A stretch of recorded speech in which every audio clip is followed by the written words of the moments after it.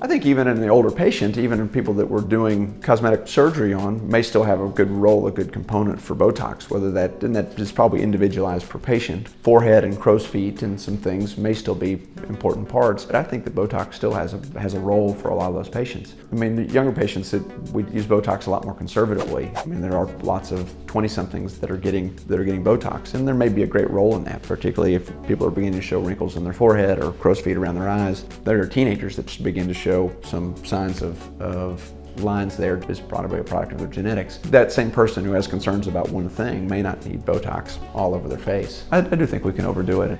Well, if you can't move your eyebrows, I suppose that might be an indicator, but I think that we use our eyes and our eyebrows and animation around our eyes as some part of just facial expression. So it makes you look classy, I guess, if you can't move any of those parts.